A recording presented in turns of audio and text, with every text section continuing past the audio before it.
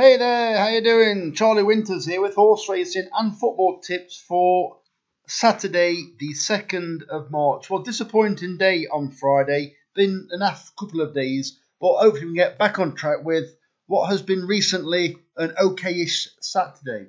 So, if you can give me a like, please, I'd really appreciate it for a bit of luck. So let me get into it. So, I've pretty much had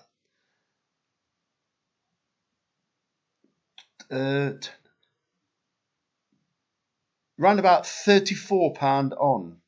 £10 on the football, and I've actually had 2 each way Heinzes rather than 2 each way lucky 63s. Basically, just because I thought I'd eliminate the singles and up the stakes slightly for the rest of the bet. So let me get into it. So the first selection, so it's at 11 pence each way Heinz. I've left all the prices because I think they'll change. Some may shorten, but I think they seem a bit stingy at the moment. So first selection is Commodore in the 120 at Newbury. This horse could be very hard to beat if it gets an easy lead. It doesn't always lead. There has been times when it's been held up towards the back, but I would prefer to see it run similar to how it ran at Cheltenham when it basically went straight to the front, always 10 clear and won easily. Bearing in mind that was about 18 months ago now. It's been a bit hit and miss since, but if it can replicate that form, it wins. But there are a lot of question marks, so I think it's got an each way chance. Basically, it's a free go, so I think it's about 11-2, but I think it could be bigger come race time. The next selection is one I like quite a lot, is Sirus Operator in the 142 at Kelso, paying 4 places instead of 3. There are lots of question marks over horses in this race.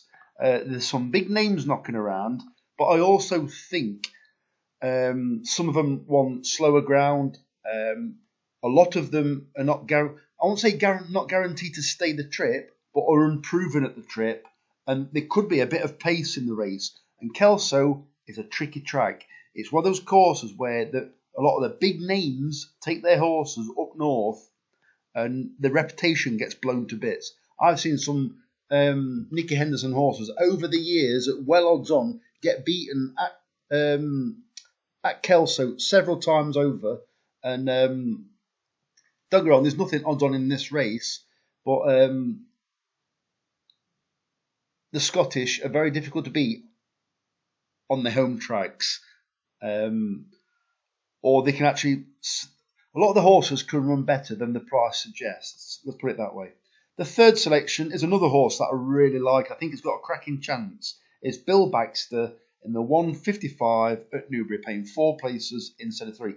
Yeah, I believe it actually won on this day last year, but I think it actually won at Kelso, whereas it's at Newbury this time round.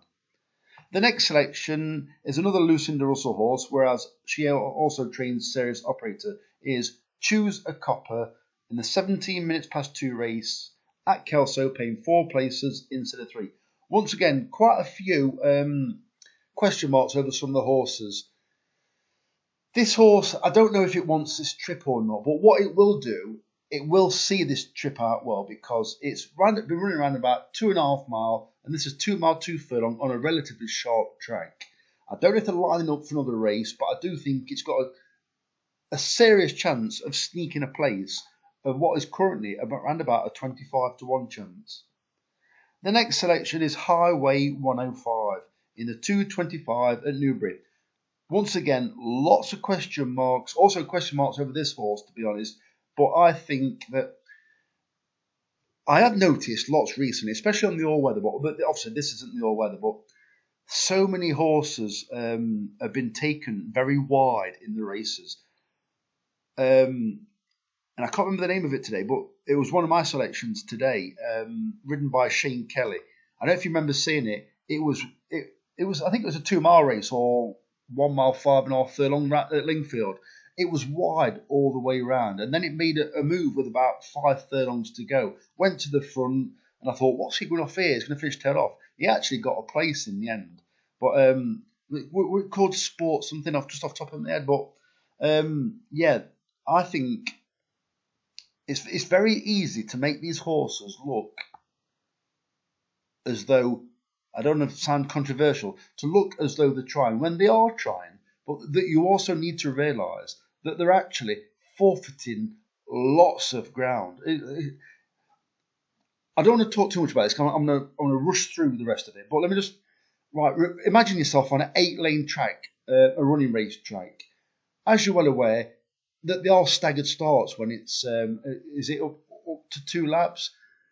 Imagine everybody starting the 100-meter mark and running a full lap of the track in lane. Yeah. Obviously, the person in lane 1, if they're all at the same speed, lane 1 is going to win by a mile. So imagine the advantage that lane 1 has got over, let's say, lane 4. Well, now convert that to horse racing where you're running 4 wide. Yeah, you're covering so much more ground. So I think what I'm going to start doing is I'm going to start doubling down on the horses that have been continuously running either held up towards the bag or running really wide. And for instance, the Coast that I keep talking about, there's a horse called Coast. I'm keeping an eye on that, and I think tomorrow isn't the day, but let me get into the horses again now. So, the nap of the day, Sky Cutter in the big race in the 250 at Kelso, paying 6 places instead of 4. It's about 13-2. Dan Skelton, he had the third in the race last year. 95 rated horse on the flat. This is Kelso. The ground could be good, might even still be good to soft, but that's fine. I believe it's run 3 races this season on ground that it absolutely hates, but it still can't help but run well because it's that well handicapped. It run on soft at Carlisle, and I think for a horse that's got, I won't say flat speed, flat quality, to up to Carlisle on soft ground over 2 miles, it shows it's got a bit of grit as well. I think back on a better surface over, I'd say a speed favouring track, I think Sky Cutter could be very hard to beat. I don't like the jockey, by the way, Tristan Durrell. Right.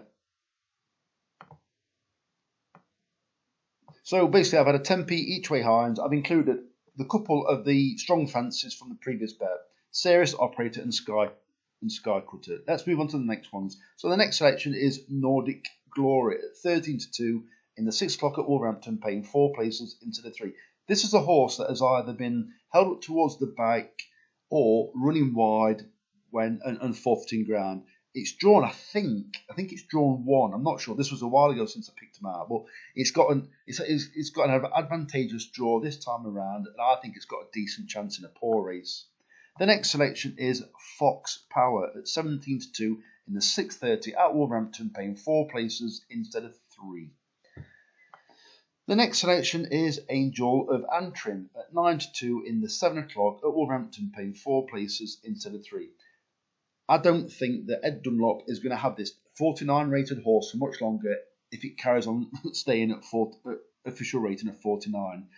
Don't get me wrong, Ed Dunlop is no John Dunlop, but I expect him to be able to get a horse of this calibre be able to win off 49. Otherwise, I think he could get short. That's it. And another one is OK Power, 8-1 in the 8 o'clock at Wolverhampton, paying 4 places instead of 3. There's a lot of horses that have got chances in this race that are drawn high. This one's got a favourable draw, and Holidor rode it. I think she's rode it a couple of times recently and got a good tune out of it. And I think it's due to run well again, where it hopefully, being drawn a bit lower than normal, it should be able to get I won't say prominent, a position just behind the leaders. Whereas the more fancied horses have been shuffled back, and I think it could get first run on some of these. I think it's got a decent chance. So, onto the football. It's a £10 stake.